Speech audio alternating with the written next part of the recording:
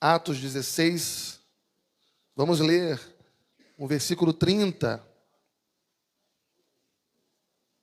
e o versículo 31.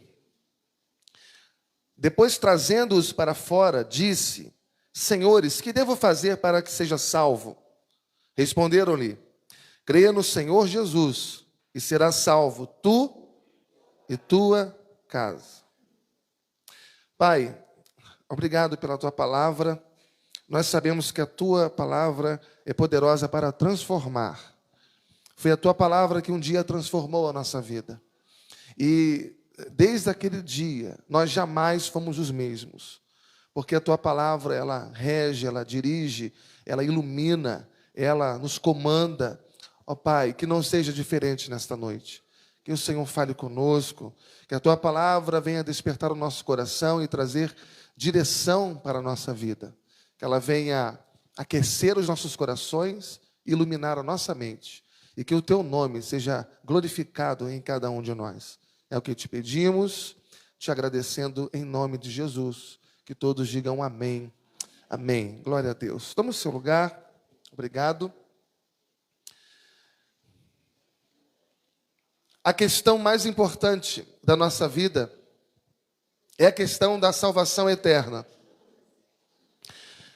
Tantas vezes nós gastamos muito tempo da nossa vida pensando na nossa profissão, pensando na nossa vida financeira, pensando na nossa família, pensando na nossa formação acadêmica ou formação técnica, pensando tantas vezes nos nossos empreendimentos pessoais, na construção do nosso patrimônio, muitas vezes é assim. Há muitas questões que ocupam a nossa vida, que tomam conta da nossa vida diariamente. Tomam muito os nossos pensamentos, tomam muito o nosso tempo. Mas a questão mais importante, a que se sobrepõe a todas elas, é a questão da nossa alma. É a questão da nossa alma. Ou seja, onde eu passarei a eternidade? Com quem eu passarei a eternidade? Em Mateus capítulo 8, versículo 36, Jesus disse: não adianta você ganhar o mundo inteiro e perder a sua alma. E nesta noite eu quero tratar esse assunto com você. E a pergunta é muito simples. E essa pergunta, ela foi feita por um homem que estava em desespero, que estava completamente desesperado. E a pergunta que esse homem fez foi: o que devo fazer para ser salvo? E quando ele estabelece esse princípio aqui, ele nos ensina algumas lições importantíssimas, algumas lições fundamentais sobre a doutrina da salvação. E a primeira delas é que ele reconheceu a sua condição de perdido. Ele reconheceu, ele admitiu a sua condição de perdido. Ele jamais poderia fazer essa pergunta: o que eu preciso fazer para ser salvo? Ele jamais poderia fazer essa pergunta se ele não tivesse a consciência de que ele precisava de salvação, de que ele estava perdido. E a Bíblia fala que essa é uma das doutrinas fundamentais, a doutrina do pecado humano. E o pecado humano está na natureza humana. O homem não é pecador por causa dos seus atos pecaminosos. Os seus atos pecaminosos são a consequência da sua natureza pecaminosa. Você não é pecador porque você comete pecados. Você comete pecados porque você é um pecador. Porque a natureza pecaminosa está em nós. E na sua condição de pecador, ele está morto espiritualmente. E um morto não tem reação. Ele está morto. Ele não pode fazer absolutamente nada por si mesmo, nem por ninguém. Ele não pode fazer nada para ser salvo. Ele está morto espiritualmente. Ele reconheceu a sua condição. E esse reconhecimento veio por meio de um problema. Precisou acontecer um problema para que ele reconhecesse a sua condição, veio por meio de um terremoto. É interessante que esse homem, ele está ali em Atos 16 e 30, ele está ali no exercício da sua profissão. Ele era o carcereiro-chefe de uma prisão, um presídio de força máxima, uma penitenciária de segurança máxima. A cidade de Filipos não era uma cidade qualquer, era uma cidade importantíssima, principalmente diante do ponto de vista romano. E aquele homem sabia que se algum daqueles prisioneiros fugissem, a lei romana iria trazer uma punição severa para ele. Ele era o chefe daquele lugar. Se alguns daqueles homens fugissem, a lei romana exigiria a pena máxima para aquele chefe, que era a sua morte. Até porque ele havia prendido injustamente 2 missionários inocentes, que era Paulo e Silas. Mas o texto diz, anterior a esse que lemos, que quando deu meia-noite, Paulo e Silas estavam presos ali. À meia-noite, Paulo e Silas, que estavam orando, que estavam louvando a Deus, que estavam adorando a Deus, estavam pregando, cantando as grandezas de Deus. O texto diz que repentinamente veio um grande terremoto àquele local. Engraçado, interessante, porque esse terremoto ele foi bem localizado. O terremoto aconteceu somente na prisão aonde eles estavam. Não houve terremoto na cidade, não houve o terremoto na vizinhança, foi especificamente aonde eles estavam. E diz o texto que todas as portas se abriram, que todas as cadeias se quebraram, e aquele homem entrou num profundo desespero. O desespero dele foi tão grande que ele quis dar cabo da sua própria vida, ele quis se matar, porque ele sabia que a punição que viria sobre ele seria muito pior. Em pânico, ele quis dar cabo da sua própria vida. Eu olho para isso, eu entendo que é interessante, porque muitas vezes a gente só pensa em salvação, a gente pensa em vida eterna, diante dos problemas que acontecem. Às vezes precisa Deus permitir algo intenso e indesejável na nossa vida, para a gente refletir mais sobre a nossa vida com Deus, para a gente refletir mais sobre a nossa vida eterna, a salvação. Então, diante de problemas, diante de ameaças, diante de doenças, diante de desempregos, é que tantas vezes a pessoa se põe a pensar nas coisas de Deus.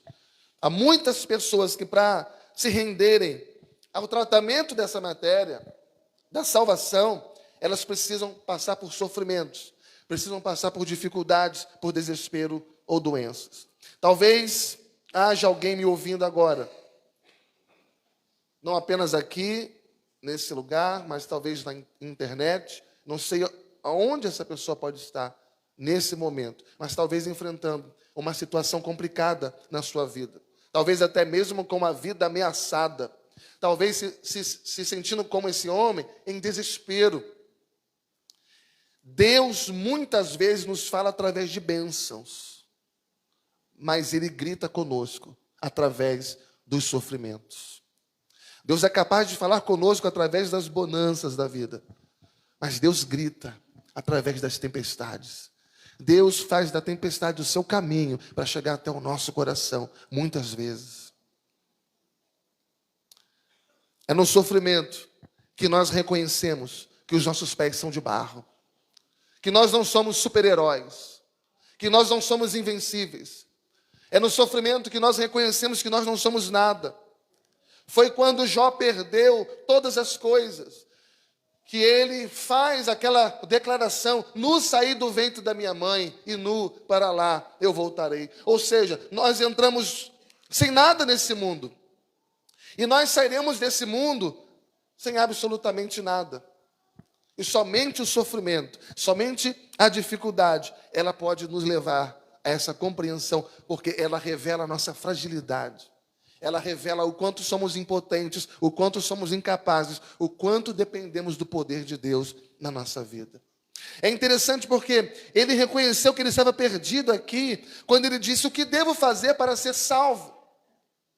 Ou seja, eu preciso ser salvo, eu preciso urgentemente da salvação de Deus. Naquele momento ele chegou à conclusão que ele estava diante de um grande perigo. Ele chegou à conclusão de que ele estava diante de uma morte iminente e a sua alma estava condenada. Talvez fosse tarde demais, quem sabe. Ele estava perdido.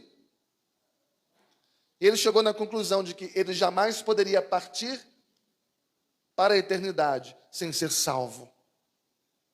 E essa é a grande verdade do Evangelho, irmãos. João capítulo 3, versículo 17 e 18 diz: porquanto Deus enviou o seu Filho ao mundo, não para que julgasse o mundo, mas para que o mundo fosse salvo por ele. Quem nele crê não é julgado. O que não crê já está julgado, porquanto não crê no nome do unigênito Filho de Deus. Veja agora o versículo 36. Por isso quem crê no Filho tem a vida eterna. E o que todavia se mantém rebelde contra o Filho, não verá a vida, mas sobre ele permanece a ira de Deus. Então, veja bem, eu e você sem Cristo, nós já estamos naturalmente perdidos. Eu falei hoje pela manhã aqui, para que você seja condenado para o inferno, você não precisa de fazer absolutamente nada. Alguém diz, pastor, eu não vou para o inferno, eu não faço nada de mal. Basta você ficar na condição que você está. Porque naturalmente nós já estamos perdidos. Para a gente entrar no céu, não é através das nossas boas ações, embora elas sejam importantes. Não é através das boas obras, das caridades. As boas obras e a caridade, elas revelam que nós somos salvos, filhos de Deus. Elas são consequência da salvação. Eu não posso jamais entrar no céu, bater no peito e dizer, eu estou aqui porque eu mereço. Eu fui bom, eu tratei bem as pessoas e não fiz mal a ninguém. Eu fui incapaz de matar uma mosca. Pelo contrário, eu ajudei as pessoas. Não é pelo seu mérito que você entra no céu. É através dos méritos de Cristo Jesus. Foi porque Ele substituiu você. Porque Ele morreu pelos nossos pecados. Porque os nossos pecados foram lançados sobre Ele. E nós somos perdoados de uma vez por todas. Pelo sacrifício dele, que foi eterno e cabal e completo. É através de Cristo Jesus. Nós, em nós mesmos, já estamos naturalmente perdidos, condenados. Estamos debaixo da morte espiritual, da morte física e da morte eterna. Então, o que a gente precisa? Reconhecer isso.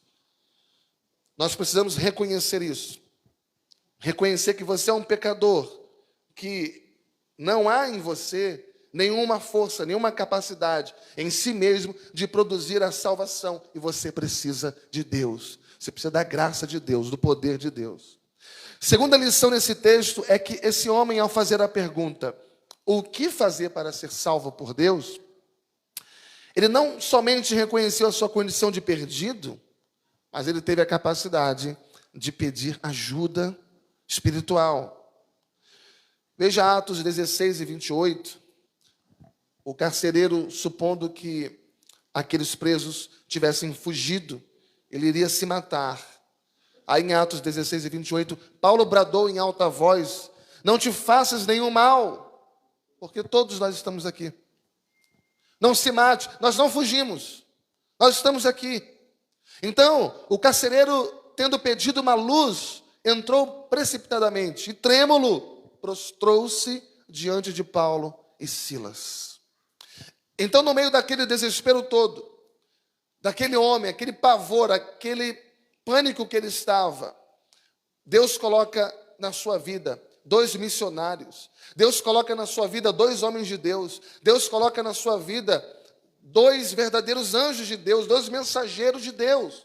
Provavelmente aquele chefe da prisão já estava, há algum tempo atrás, ouvindo os cânticos de Paulo e Silas, ouvindo que eles estavam louvando a Deus, estavam cantando louvores a Deus, estavam manifestando a grandeza de Deus, estavam pregando, estavam declarando as verdades absolutas de Deus. Provavelmente aquele chefe já estava ouvindo isso há algum tempo atrás.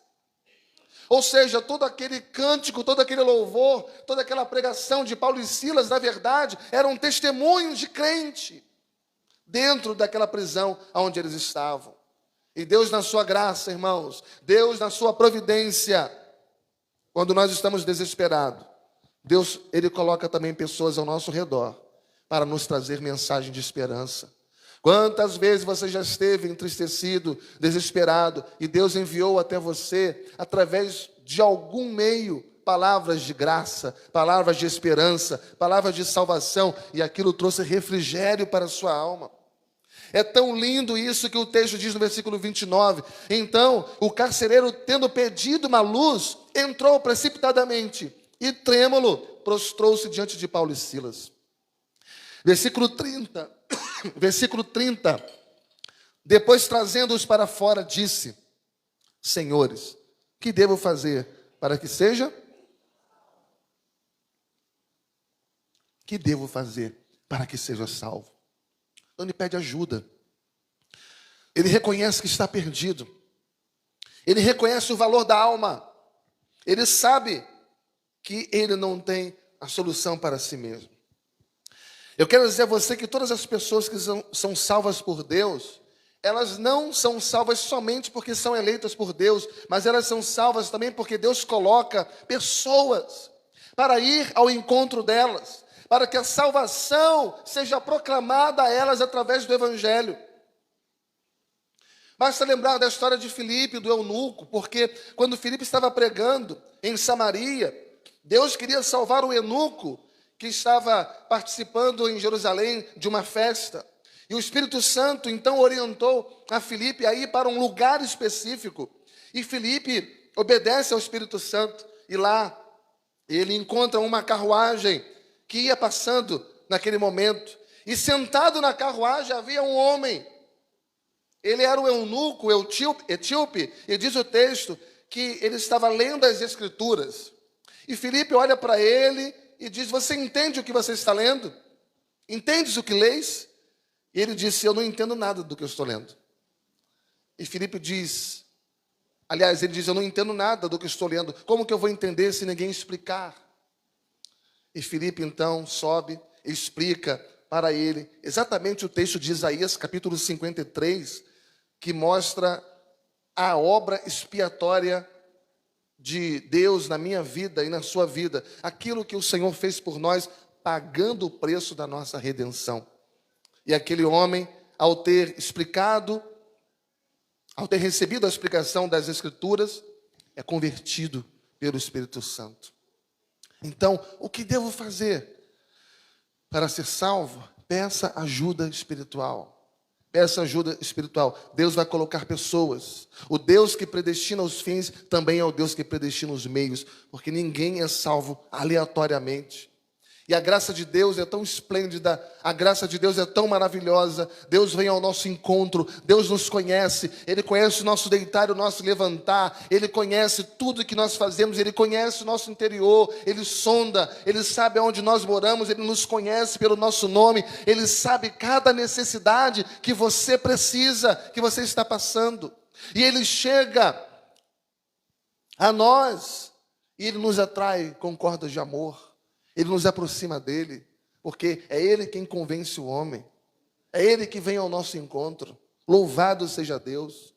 Quando ele chega em Jericó, Jesus chega em Jericó, ele olha para cima e ele diz: Zaqueu, desce depressa, porque hoje me convém ficar na sua casa. E Jesus entra não somente em Jericó, Jesus entra não somente na casa de Zaqueu, mas Jesus entra no coração de Zaqueu. Jesus não entra apenas na casa da família de Zaqueu, mas Jesus entra no coração da família de Zaqueu, porque Zaqueu e a sua casa estavam na agenda de Deus. Porque Deus tinha programado aquele dia para encontrar Zaqueu e libertá-lo e salvá-lo, ele e toda a sua casa. Terceira lição: o que devo fazer para ser salvo? Ele admitiu, ele reconheceu a sua condição de perdido, ele pediu ajuda espiritual. Ele sabia que a sua maior necessidade naquele momento não era econômica, a sua maior necessidade não era política, a sua maior necessidade não era financeira, não era sociológica ou psicológica, mas a sua maior necessidade era espiritual. Não adianta resolver os problemas à nossa volta, se não resolver o nosso coração diante de Deus. Antes de Deus acalmar a tempestade ao seu redor, Ele quer acalmar a tempestade do teu coração. Antes de Deus tratar com as suas causas, Ele quer tratar com o seu coração. A nossa maior necessidade é espiritual. E Ele pediu ajuda. E em terceiro lugar, Ele recebeu a resposta certa para a sua pergunta: o que devo fazer para ser salvo?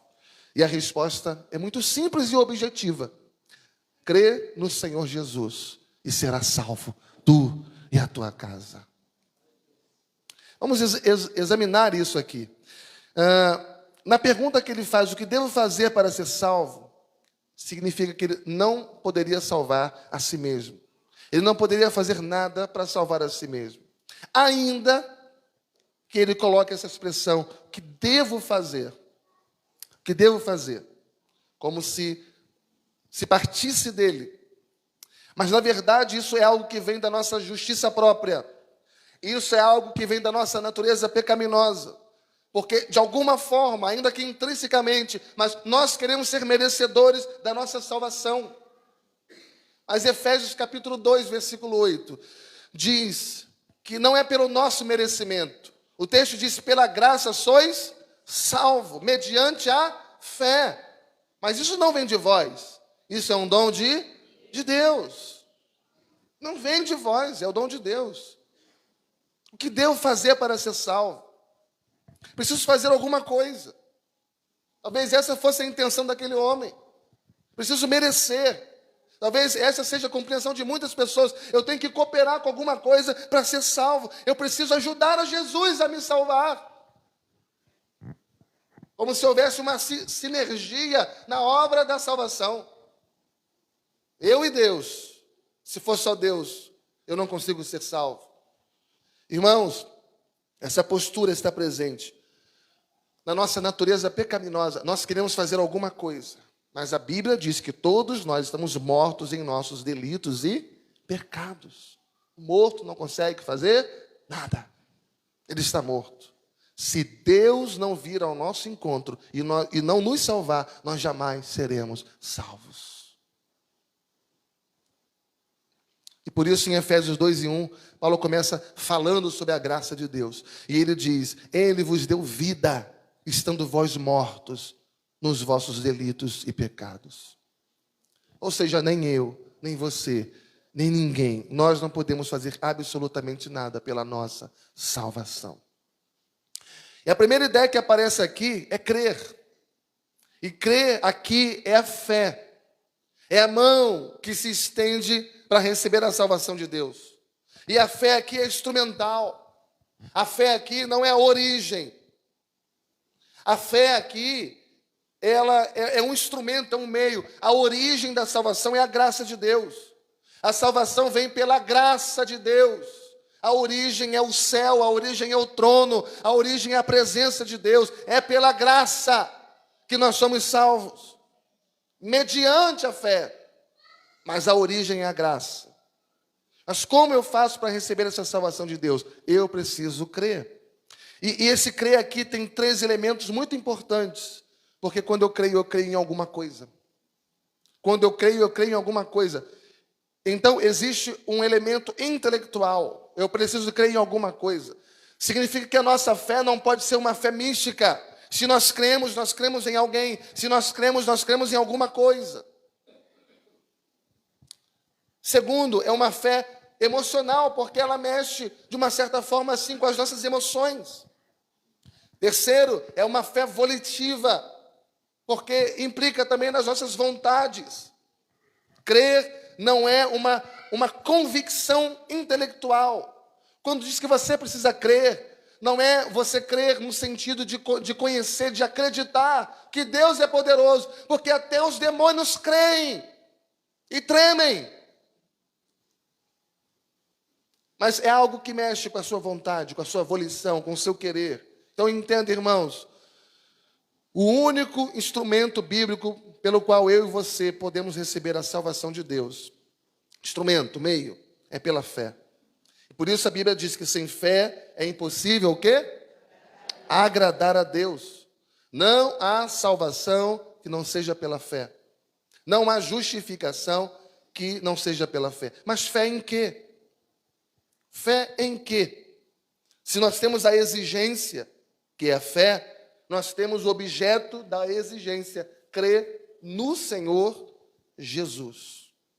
E isso é de uma profundidade tremenda, porque ninguém pode ser salvo por Jesus sem primeiro reconhecer que Jesus é o Senhor. Ninguém pode ser salvo por Jesus sem primeiro crer que Jesus é o Senhor. E por que Jesus Cristo é o Senhor? Porque antes dele ser exaltado como Senhor, foi ele quem fez a obra da salvação. Foi ele quem fez a obra da salvação. Ele passou por todo o processo de humilhação. Ele se despiu da sua glória, da sua majestade. E ele se humilhou, se manifestando em nosso meio. O verbo se fazendo carne. E ele substituindo-nos, assumindo o nosso lugar como homem. E Jesus, Deus, 100% Deus, agora se tornando 100% homem, é o Jesus humilhado da sua glória. Então ele passou por todo o processo de humilhação e depois ele foi exaltado sobremaneira. E o seu nome está acima de todo nome. E diante dele todo joelho se dobrará e toda língua confessará que Jesus Cristo é o Senhor. Quem sabe se fosse nós, um de nós iríamos dizer, olha, você precisa crer. O que eu preciso crer para ser salvo? Você precisa crer que Jesus é um Salvador. O que eu preciso para ser salvo? Crer que Jesus pode salvar você. Nós colocaríamos Salvador primeiro, se fosse nós. E esse é o nosso grande defeito na hora de transmitir o Evangelho para alguém. Chegar para aquela pessoa e dizer, Jesus pode salvar você. E ficar por isso mesmo. E dar àquela pessoa a compreensão de que Jesus é somente aquele que pode livrar você dos seus perigos. É um mordomo que resolve o seu problema quando você estiver em apuros. E aí, irmãos, a pessoa fica cheia do conceito do Salvador, mas não entendeu que primeiro precisa vir o Senhor.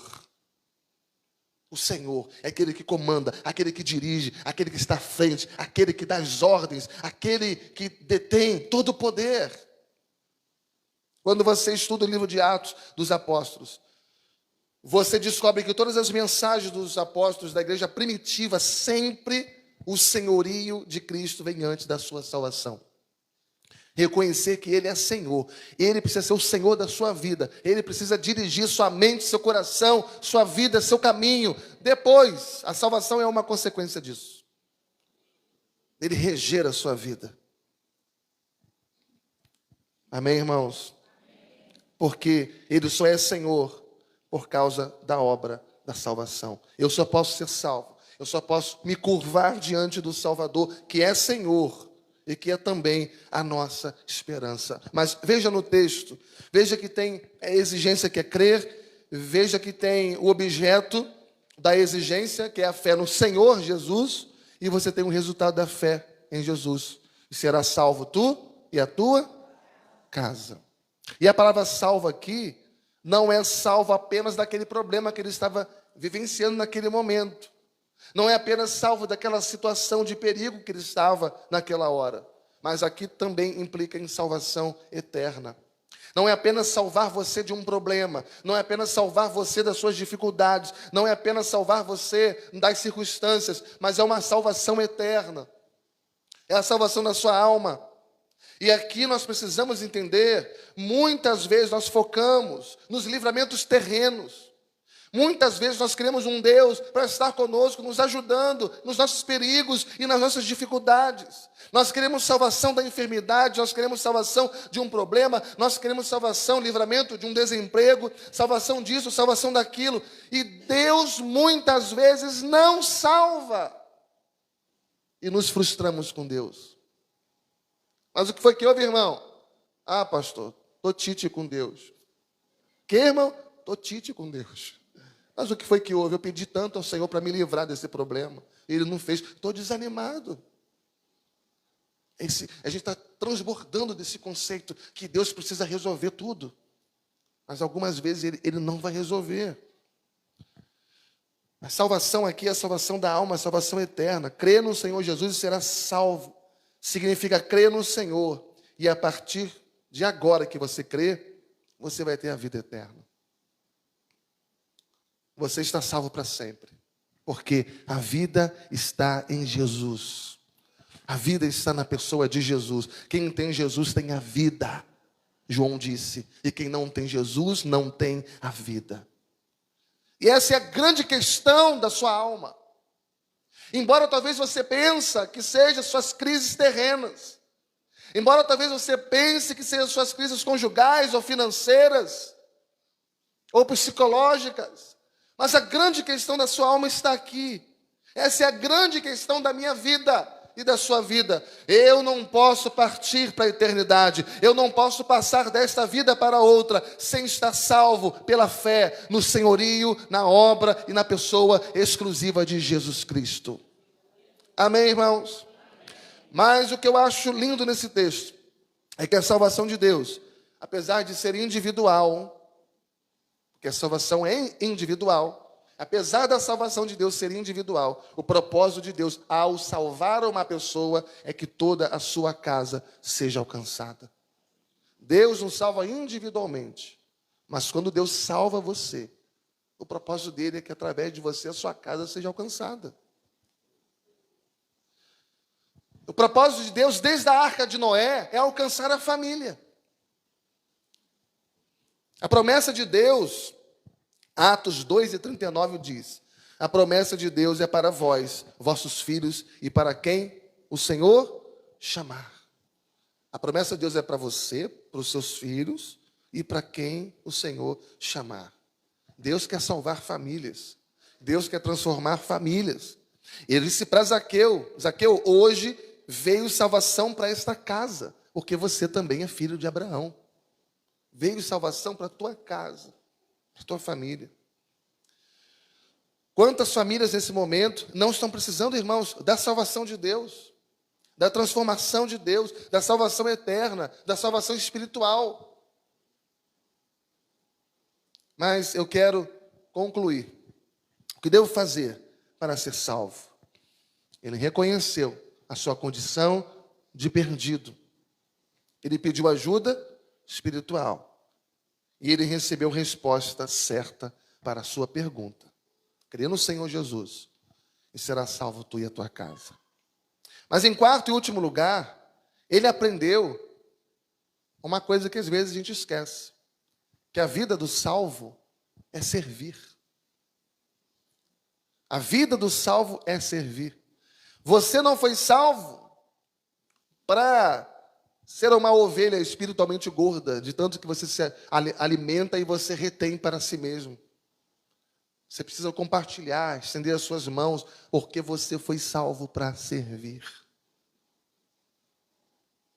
Veja no texto, Atos 16, versículo 32, 33 e 34 em diante, 32 em diante, diz assim: e lhe pregaram a palavra de Deus, e a todos de sua casa. Naquela mesma hora da noite, cuidando deles, lavou-lhes os vergões dos açoites.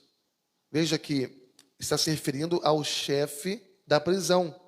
Paulo e Silas, aqui junto com o chefe da prisão. Lhe pregaram a palavra de Deus ao chefe e a todos da sua casa. Naquela mesma hora da noite, cuidando deles, agora o chefe e a família estão cuidando de Paulo e Silas, que estavam com o corpo todo rasgado dos chicotes e tal. E cuidando deles, lavando-lhes os vergões dos açoites. A seguir foi ele batizado, e todos os seus, ele foi batizado e toda a família. Então, levando-os para a sua própria casa, lhes pôs a mesa, e com todos os seus, manifestava grande alegria por terem crido em Deus. O que aconteceu? Todos ouviram a pregação, toda a família creu, toda a família, o chefe e toda a família foram batizados, toda a família agora está trabalhando para Deus, toda a família agora está servindo a Deus. Eles não estão vivendo uma fé estagnada, eles não estão vivendo uma fé mofada, de tão parada que está, mas uma fé operosa, uma fé em movimento. É maravilhoso ler isso aqui, irmãos. Todos manifestavam grande alegria por terem crido em Deus. Quem crê em Jesus e o recebe como Senhor e Salvador, vai ao Senhor, vai servir ao Senhor com alegria. Todos manifestavam grande alegria por terem crido em Deus. Você crê em Deus? Em Jesus? Então você vai servir ao Senhor com alegria. O serviço a Deus não pode ser um fardo. O serviço a Deus, por mais desgastante que seja, não pode ser um peso para nós. É uma motivação, uma alegria. É com entusiasmo que a gente serve a Deus. Não há maior alegria para um crente do que servir a Deus, do que adorar ao Senhor, do que testemunhar do Senhor. Eu não estou entendendo a qualidade de crentes que a gente encontra hoje em dia. Por isso que a Bíblia diz que nos últimos dias o amor de muitos esfriará. E esse amor de muitos não são muitos do mundo, porque o mundo já é frio em si mesmo. Está se referindo à igreja de Cristo. Um amor frio, que não serve mais, está parado. Mas se você adora a Deus, se você serve ao Senhor e ao Salvador da sua alma, da sua vida, é com alegria que você faz isso. E eu quero nessa noite de salvação, irmãos, desafiar você. O que você deve fazer nessa noite para receber a salvação de Deus? Admita, reconheça que você é um pecador e corra para os braços de Jesus. Quero chamar o Ministério de Louvor todo aqui em cima, por gentileza. Arrependa dos seus pecados. Creia que a obra de Jesus Cristo, ela não precisa de ser mais completada, ela não precisa de acompanhamento, de ajuda, de apoio. A obra de Jesus Cristo foi suficiente para pagar o preço da sua redenção. Se você tem Jesus, você tem tudo o que você precisa. Não precisa de Jesus e mais nada. Ele é único, Ele é suficiente. Amém, irmãos? E a prova disso é que Ele está chamando você nessa noite, para que você o reconheça como Senhor, e não apenas como Salvador, mas como Senhor, porque a obra está completa, porque a obra já foi realizada. Não há nada por fazer. Jesus já morreu por você na cruz para salvar você. E Ele já te salvou. E ponto final. 2 Coríntios 5:21. Aquele que não conheceu o pecado, Ele o fez pecado por nós, para que nele fôssemos feitos justiça de Deus. Amém, irmãos?